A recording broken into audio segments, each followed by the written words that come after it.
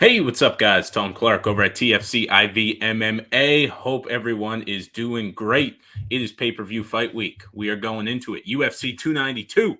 We're here Wednesday. We had media day this morning, and we got the press conference tomorrow. Weigh-ins on Friday. We got a pretty good card here as the UFC makes its way back to close to my hometown up there in Boston. I'm excited for it. It's going to be a good card. Originally was supposed to be a little bit more stacked. I'm not going to lie to you. I wish we still had some of the original fights that were on this card, but hey, it is what it is. We lost Font versus Song. Obviously, Cody Garbrandt pulled out. Jeff Neal got hurt. So injuries suck. It is what it is. And I feel like we always say it. Whenever a big stat card gets announced, we always say, hey, just give it a second. Some guys are going to pull out, unfortunately. But hey, we're happy to have a card. We're happy to have a pay-per-view, and let's get it. We start off in the women's division with Marianne Moroz going up against Karine Silva. Moroz is 6-4 in the UFC. She was on a nice 3-fight win streak before a loss last time out. And Karine Silva is obviously 2-0, had that very impressive knee bar a little less than 2 months ago. So, I mean, she's staying pretty active fighting here. So I'm excited with that. She looks very good on the Contender Series and, of course, very good her last time out. And that leads her to be a slight favorite here at minus 155. And Moroz is plus 125. So pretty tight odds there. Not quite pick 'em. I mean, Karine Silva's still pretty decent favorite, but still nothing too crazy. And at those numbers, I mean, I'm not trying to hit on Moroz. Very skilled fighter, but Karine Silva's looked phenomenal. I cannot bet against her. So at minus 155, that's one. And I think that's even a multi-unit play at those kind of odds. I would kind of expect her to be a minus 200 or so. So I like that pick here, and that's one of my more confident picks of the night there. So let's get it off started right with Karine Silva. Then we go to another one, Andrea Lee versus Natalia Silva. We start off the night with two Silvas. Both of them are favorites. Natalia is minus 390, though, so quite a bit more sizable than Karine. And Andrea Lee, obviously, plus 260. Her last fight was against Macy Barber, and it was actually a very close, very competitive fight. A lot of people thought Andrea Lee won. And after how well Macy looked last time out, I mean, that's nothing to hang your hat on. That's a very impressive performance. So I am kind of surprised the odds are this drastic. I mean, Lee's 5-5 in the UFC. Silva is obviously 3-0. She has wins over Jastovicius, over Leonardo. So she's looked very good. So I get why the high number is there. And I mean, you got to go with Silva on this one. I can't pick a plus 260 favorite in Andrea Lee, but I wouldn't. I think it will be a closer fight than those odds imply. I mean, there's definite value on Lee. Definitely worth tossing a couple bucks on. I mean, nothing too crazy, but maybe Lee by decision as a slight hedge if you have Silva in your parlays. I kind of like that one. So pick definitely Silva, but odds are a little too skewed for my liking. So I won't be betting that one. That's for sure. Then we go to the men's middleweight division. GM3, Gerald Meerschaert, going up against a guy I really like in Andre Petroski. I don't know if you guys have heard me talk about him before. It's been a while since he last fought, obviously, UFC 281, whereas GM3 just fought on UFC 287 back in April. So GM3's been a bit more active, but obviously his last fight was a loss. Petroski did lose on the Ultimate Fighter to Brian Battle. I think we can all agree he is the more skilled fighter than Battle. He got caught in a submission, though, and I think he showed in the UFC he is kind of the more skilled guy. He's 4-0, coming off a very dominant win over Wellington Turman his last time out. So I remember before that fight, everyone said, wow, those odds are too skewed. And they're saying the same thing with this one. But, I mean, yeah, the odds may be a little high on him, but I like Andre Petroski. He's one of those Philly guys. I liked him on Tough. I thought he was the best fighter in the Tough House. And I think he's kind of showed that so far in the UFC. So he's a minus 250 here against GM3, with GM3 coming in about the plus 180 if you want to go on him. Don't get me wrong, there is value on GM3. He is a grappler.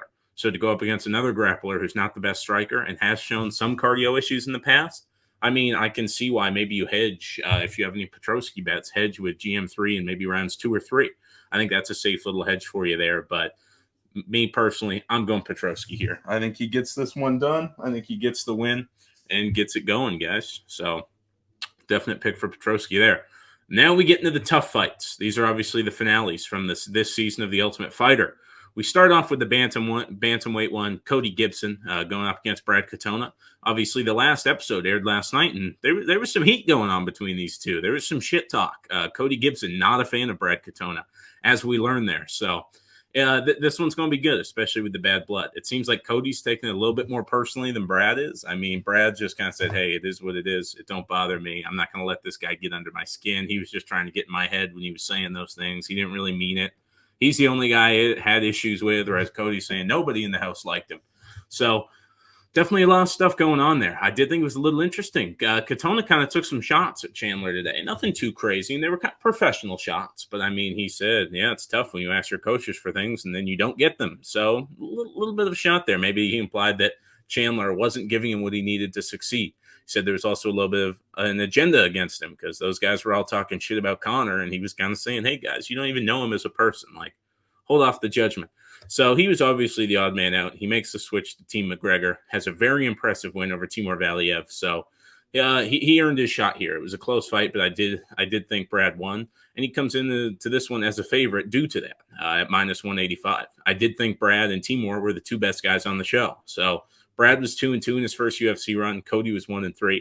Both of these guys have fought elite competition, with Brad fighting Marab, obviously. Cody has fought Aljamain's the main event. So both guys are good, but at minus 185, I'm taking Brad Katona, and I think at those odds, that's even like a multi-unit play. I think Brad is, like I said, him and Timur were the two best guys in the house. I think that fight for me was like my personal little finale, just who I thought were the best. So going to be interesting to see this one, but I think Brad Katona gets it done, becomes two-time Ultimate Fighter winner, as he called it, the Multimate Fighter winner. So it's going to be good. Then we go to Kurt Hollabaugh versus Austin Hubbard. Obviously, Kurt Hollabaugh coming at plus 140, Austin Hubbard at minus 185. Those odds did surprise me a little. Kurt looked very good in his last tough fight against Jason Knight. I mean, everyone was saying, wow, what a war, what a war. It was a war, but it was also a beatdown. I mean, Kurt Hollabaugh was clearly laying the harder shots. He was beating up Jason Knight, cutting him up, and bloodied him up pretty bad. So to be an underdog in this one did a little bit surprise me. If you look at their UFC stints, it doesn't surprise me a bunch. I mean, Kurt was 0-4, whereas Austin was 3-4. Kurt lost to Shane Burgos and Hayani Barcelos. So he's lost to some good names. So it's nothing to hang your hat on. But obviously, hey, the past is the past. We're now in the present. But at plus 140 odds, I'm going to go with an underdog there. Give me Kurt Hollabaugh. I think he gets this one done, becomes the Ultimate Fighter winner, and earns his ticket back to the UFC. Then we go back to the middleweight division. This is a tough one for me. You have Gregory RoboCop Rodriguez coming at minus 380 versus Dennis Tululian. And RoboCop is clearly the better fighter. If he uses his grappling, he is going to look like a minus 1,000 out there, in my opinion. But the chin, I mean, Diego Fajeda is a hard hitter. So, I mean, it's nothing to hang your hat on getting knocked out like that. But he got put out cold in that fight. And before that, he was eating shots. So it makes you wonder, how deteriorated is the chin? But I don't think Tululian's the guy that can crack even a bad chin. I mean, he's 1-2 in the UFC. He beat Jamie Pickett, but he lost to Young Park his last time out. So I don't think there's any real need to dive into deep depth on this one, guys. I think RoboCop's clearly the better fighter. I think he gets it done. Minus 380 odds is kind of a high price to pay for a guy who's been chinny in the past, but hey, I'm taking that all day. So give me Gregory RoboCop Rodriguez to get the win here at minus 380. Staying in the middleweight division, we got another one. The return of Chris Weidman. Obviously, Chris had that horrible leg break back in Jacksonville in April of 2021. So he's been out for a while. It's a little over 2 years now, about 2 years and 4 months to be exact, since he broke his leg against Uriah Hall. And he's going up against Brad Tavares, who obviously did fight a couple months ago. I believe April is when he fought last.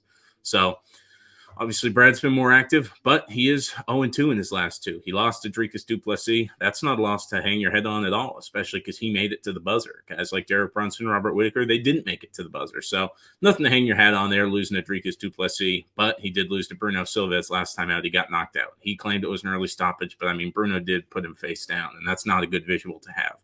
So it's going to be an interesting one. Chris, 11-6 in the UFC, obviously. It's just tough, man. He's been away for 2 years. He's at plus 205, so I think there's definite value on Chris Weidman, but there's just so much unknown. But even with all the unknown, all that said, at those kind of odds, give me Chris Weidman. I think he clearly has the grappling advantage. Tavares is a good anti-grappler, but I don't know. I just got the feeling. I have the feeling they want Chris Weidman to win this fight. I feel like they gave him a matchup the UFC thinks he can win. Although the odds makers don't think so, I think so. So at plus 205, give me Chris Weidman. Then we go to the bantamweight division. This fight is absolutely nuts. Mario Batista comes in as a minus 235 favorite against Damone Blackshear. Everyone's going to say, Damon Blackshear, that guy just fought last week. He was the one that pulled off the twister choke. You're damn right he fought last week, and he's fighting again this week. This blows my mind that this is even happening. A week apart, and the fact that it's at 135 and not a catchweight last I knew just blows my mind. But hey, it is what it is. All credits to Damon Blackshear. He's a bad motherfucker. He's proven that with this. So he comes in at plus 170, as I said. He's 2-1-1 in the UFC. His only loss is to Basharat, so that's not a loss to hang your head on at all. Although Batista, he did have the loss against Trevin Jones, but his other loss against Corey Sandhagen. So, I mean, both these guys have losses against elite competition, but have won against the other guys. Blackshear had that sweet twister, and then Batista had a big finish his last time out when he beat Guido Guinetti. So, the odds are a little bit wider than I'd like on Batista. I mean, if he was under minus 200, I think you hammer him. But even at minus 235, I think you pick him to win. I think that's one you can comfortably bet on as well. I like Blackshear, very skilled grappler, but man, 2 weight cuts in a week. No, thank you. All set on that one. And let's go with Mario Batista on this one. Then we stay in the bantamweight division actually for the next one. Marlon Chito Vera going up against Pedro Munoz. Obviously, Chito Vera was originally set to face Henry Cejudo. Henry got injured, had to pull out. So this fight was the replacement. Pedro had a very impressive performance his last time out when he beat Chris Gutierrez. Chito did not look great his last time out against Corey Sandhagen. But obviously, big level difference between Chris Gutierrez and Corey Sandhagen. So it's one of those things. Chito looked very good before that. Whereas Pedro had the loss to Dominic Cruz, had the no contest against Sean O'Malley, although he did win the round on the judges' scorecards. So nothing too bad to hang your head off there. It was kind of funny, even in media day today, they asked him, they're like, is a certain party you want Sean to win this? You can go fight him. And he's like, I want to fight him in the hotel right now. He's like, the father in me and the husband in me is telling me not to, but I really want to go fuck him up right now. And I said, damn, man. Little animosity there. And, of course, Chito and Sean have had their animosity in the past. So both these guys want another crack at the Sugar Show. But at minus 205 for Chito, Pedro coming at plus 150. I honestly think this overcorrection from last time. Pedro shouldn't have been as big of an underdog against Chris Gutierrez as he was. And so I think they're making the odds better this time. I think Chito at minus 205. I think he wins this fight. I think he probably knocks Pedro out in the later rounds. So not much to dive into there. I know a lot of people are picking Pedro, saying this should be a pick and fight. No, thank you. I'm all over Chito Vera here. So at minus 205, give me Marlon Chito Vera. Then we go back up to the welterweight division. The most winningest welterweight of all time, Neil Magny, obviously 21-9 in the UFC, coming off of a win against Phil Rowe. He's going up against Ian Gary, who's 5-0 with the win over D-Rod. I mean, Ian Gary was a guy who before his last fight, I was so 50-50 on. I mean, I met him. I really liked him. I liked all his hype, all that kind of good stuff. So I was rooting for him. But after getting dropped like that by Song Kanan, that's such a big favorite, I was like, I don't know about this guy. Then he goes out and finishes Daniel Rodriguez very impressively. So, I mean, it's tough to pick against him after that. I do think the odds are way too wide. Ian Gary at minus 560. There's no reason why you should be betting Ian Gary at those kind of numbers. So no thank you there at those odds. Neil Magny at plus 350. If you're going to bet Neil Magny by decision at plus 3 at whatever it is. Probably going to be plus, I don't know, 750, plus 800 if I had to guess. So Ian Gary's the pick here. I mean, Neil Magny's just a guy. He was getting lit up on the feet by Max Griffin. A lot of people thought Max Griffin won that fight. He got choked out pretty easily by Gilbert Burns. And nothing against Neil. He's been here a while. I'm bummed the initial matchup didn't go through. I really like Jeff Neal. He's very entertaining to watch. And I think that would have been a much better fight. I think Neil Magny's going to try and clinch, stall the fight, whereas Ian Gary's going to try and strike with him. So I don't know. I think there will be a time pretty soon here where we're going to fade Ian Gary. And I do think Jeff Neal was going to be that time for me at least. But Neil Magny is not. So the pick here is Ian Gary. Then we go to the women's fight. This is going to be a phenomenal fight. I mean, this one's really getting slept on, and it's been going under the radar because obviously the main event, both guys are pretty popular.